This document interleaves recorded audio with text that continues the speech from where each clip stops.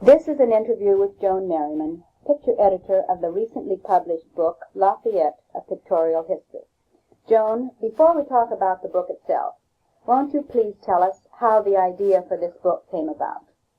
Well, like many other communities thinking about the bicentennial, in April of 1975, Sandy Kimball and I discussed doing something for the bicentennial.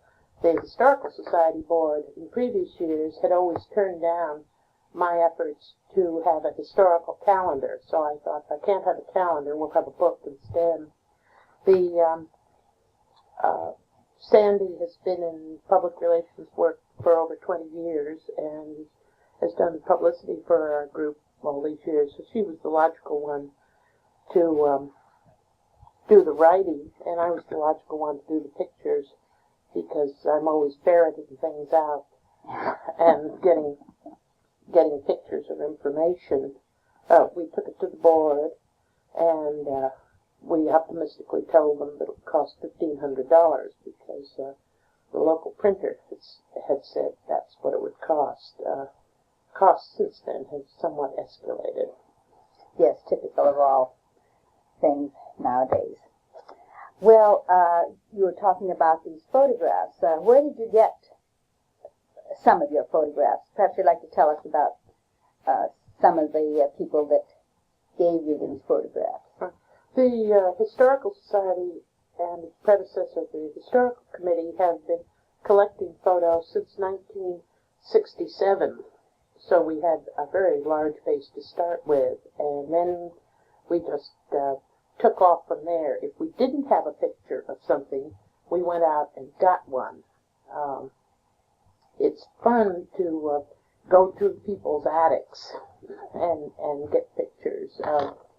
My favorite, one of my favorite pictures is Sybil Wilkinson's, that of the town hall. We had a rather stark postcard about 1916, which wasn't terribly interesting, and Sybil happened to have a picture taken in 1915. It shows her brand new buggy, which was given to her on her 18th birthday, and she took a picture of her two gentlemen callers from Oakland. Sybil is somewhat over 80 and would not give me the name of her gentlemen callers, but the picture is there in the book. She has a number of pictures, having lived in the community for over 80 years, and I'm still working on her. She was in the first Walnut Festival and was a princess. And there's a magnificent picture of her, and I haven't been able to talk her out of it yet. Not even a copy? No, she just won't. But I'll never give up. At one time in the community, we had an excellent newspaper called Squire. Unfortunately, it went belly up in about 1974. And the former editor now lives in Danville, and he is a devoted string saver and had copies of all the newspapers and many of the pictures. And I was able to contact John Mustard in Danville, and I was able to get a large box of pictures from him. We share, after Lafayette goes through the pictures, then we share with Moraga and Arinda, because of course the Squire covered all those three areas, so that each historical society is able to get pictures that will interest them. And they had some really good pictures, especially in the Moraga Road area, before and after pictures from 1915. We had that picture, and then they took a picture in 1972 from the same angle, so you could see how the street had changed. And the Squire took the only decent picture of the first city council, which is surprising. There were the other newspapers didn't have one, so we were very fortunate to get the picture of the first city council, and you look at it, and Don Black and Bob Fisher had hair. That's how you could tell. It was taken in 1968. Our the most difficult picture to get, and the picture which I think represents old Lafayette the best, is the picture of the fisherman on the back page. It was taken about 1910, and Ken Brown, who lives on top of the hill, about a mile straight up, overlooking Ocolonus High School. He and his wife Ada live there, and he saves things, but he doesn't know where anything is. It makes it rather difficult. Ken had a small picture, no longer than your index finger, that was terribly bent, scratched, crumpled. It looked as though it had been in his blue jeans for a year or so. This picture, he said, was of his father fishing in Lafayette Creek. To try and get it away from him long enough to reproduce it was very difficult. However, eventually I was able to, and then of course we repaired the scratches. There's a family argument in the Browns. That means Sybil Brown Wilkinson and Ken Brown, because Sybil says that it's a root, and Ken says it is his father. They do both agree that it was taken in Lafayette, and Sandy was quite clever, not mentioning any names, just saying that there was a time at the turn of the century when there were trout in Lafayette Creek, and fishermen, unnamed, are now gone. Anyone who's doing anything in any historical society in Contra Costa County should go and see Louis Stein, who has been collecting for many, many years. He used to spend his summers on his father's ranch just east of Ocolonus High School. They moved in 1915, I believe. Louis is the ultimate string saver and has an entire attic of pictures of Alameda and Contra Costa County. I would give a prize to his wife, who is a lovely lady and has put up with Louis' collection all these years. Anyway, we went in and spent a morning with Louis going through his pictures, and he was most generous in allowing us to use anything that he did have. One of the disappointments in the book was that we were not able to put in a lot of children's pictures. Sandy and I would argue about it, and she said it just didn't fit into the outline. Alice McNeil Rusi gave us some time ago pictures of herself and of her brothers and sisters at an early age. They're just really great pictures, and Alice hasn't changed at all. There's a picture of her with her red hair and looking a little devilish, and she still has red hair and she's still a little devilish. Alice's hobby was taking pictures. She lived here until the 30s, and then she married and moved to Pacheco. But Alice would go around and take pictures of the plaza and of all of the buildings, and she lived behind the Pioneer store, faces on the plaza area. She was in a perfect spot. The cover picture is one of hers. It shows the blacksmith shop, the hotel, part of the Pioneer store, and the area, about 1915. She has a number of pictures and also has been very generous about sharing them with us. Joan, what are some of the problems involved in getting the book published? Maybe you'd like to tell us about the money problems or the printer or coordinating or whatever problems that you would like to include at this time? Well, when you have three people involved in something, they all have their own interests and aims. Sandy was interested in the writing. I was interested in getting the most pictures in, and the printer was interested in the type that he used, which was Centaur, which was absolutely right for this particular book, since it was created around the turn of the century. But everyone had a different interest. I would suggest that if we were to do it again, that one person be in charge and let them do it the way they wanted to. A lot of time was spent discussing which way to do it, and you have three people and four opinions. Real problems there. Money wasn't a real problem, except that we started out with the idea that it would cost around $1,500 and be ready for Christmas '75, and it was finally became ready in September of '76, costing between $4,500 and $5,000. Our printer had all the goodwill in the world and very little organization. And this is what held us up. Sandy and I were finished in September of '75. Then began the daily phone calls and requests to get the book finished.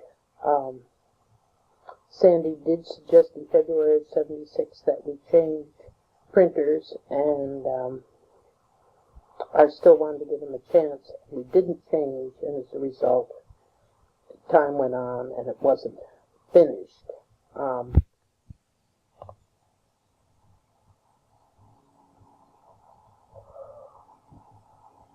Do you want to tell us about life at your house during all this time, Joan?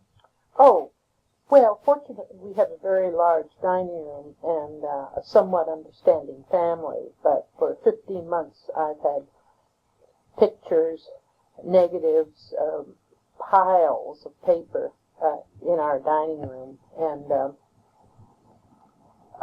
I think the family's delighted that it's over so that they can have the house called their own again.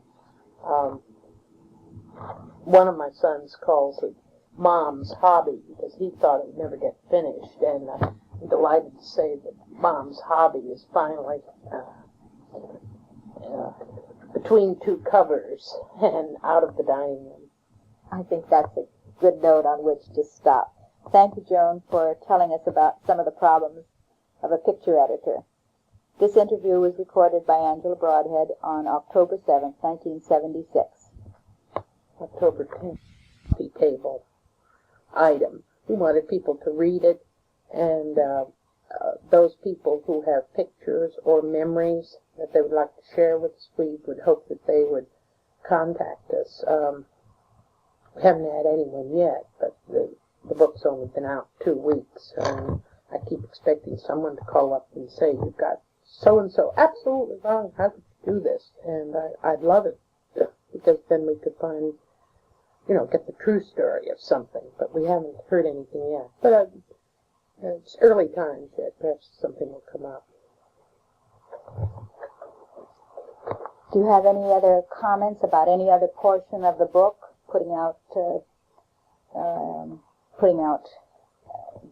Were there any photographs that you really hated not to have in, that you really were sorry weren't included, perhaps? Oh, yes. All of Alice McNeil Rucy's childhood pictures, and a delightful picture that Sybil Wilkins gave us was of two children in her family about the turn of the century gathering acorns under the trees in front of Elam Brown's house. It didn't say anything except it was a superb piece of photography, particularly at that time when people went in for more formal photographs of the family, and this one was just the two children playing.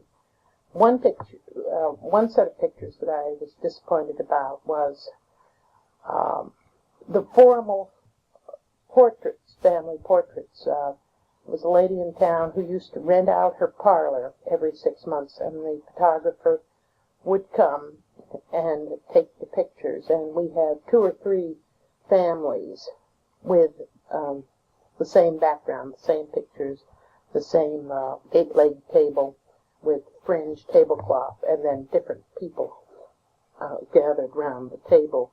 And I'd like to have some of those. I'd really like to have some character shots. I've forgotten who gave me the picture, but it's of an older woman seated in a straight chair next to a doorway, and it has almost an Andrew Wyatt feeling to it in light and the subject matter. And I suppose it's not an important picture historically, but it's a very moving picture, and I like that. And of course, we couldn't include it. We had 128 pages. I still wouldn't be able to get all the pictures I'd like to in.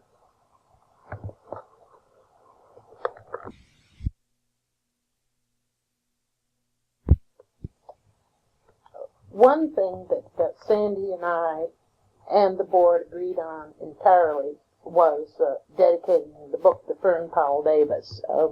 She's quite a unique individual, but I guess not so unique for being a Mills girl, graduating in 1922. But Fern and I were on the library board in the mid-'60s, and Mary Page of the Improvement Association came to us and said, "Wouldn't you like a group of pictures, and wouldn't you like to start a historical file?"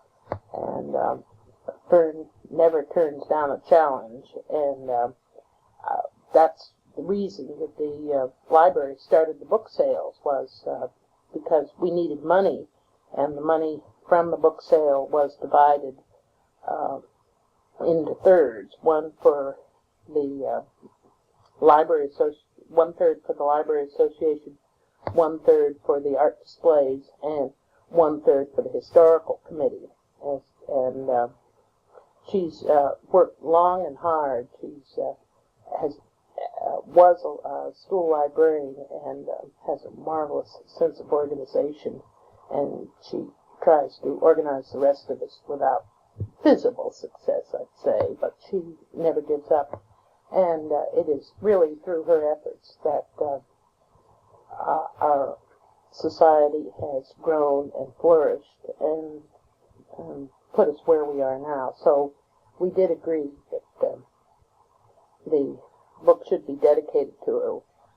I had a lot of fun making up dedications. It's very, very hard to write a dedication. And my favorite one, which was summarily dismissed, was to Fern, whose love of Lafayette culminated in her move to Walnut Creek. Somehow no one liked that. And we just tried everything, and a friend of mine said, well, just keep it simple. Just put Archivist, Lafayette Historical Society, and that said it right there. And that's what we did do.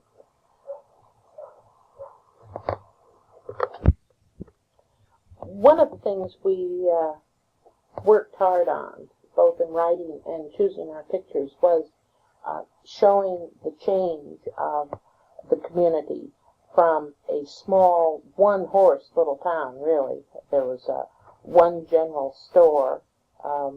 At the turn of the century, or a little bit later, there was one telephone in town. That was at the Pioneer Store. And if Alice tells of earning a nickel, going and running and telling the neighbors that they had a telephone call at the store. That's how she earned her extra pin money. But we wanted to show the community as it was, as a very simple, rural, somewhat isolated community, because of course the tunnel wasn't open at that time, and you would get out here only by going over Fish Ranch Road, which was a somewhat torturous trip and somewhat dangerous. The early papers mention every week of Mr. Jones and his horse and wagon going over one of the cliffs on that trip. So, watching the community grow, and before or during the war, really, there was one doctor in the community, and that was from Walnut Creek to the tunnel. And then we used a picture of a bulldozer in the 40s of houses being built, and this really turning into a bedroom community after World War II. So that's what we wanted to show, the change in the community. It's a great pity that going through our pictures of houses, that many of the old Victorian houses, or even the simple plain houses, are all gone, and we only have 3 pictures of houses that are still in the community.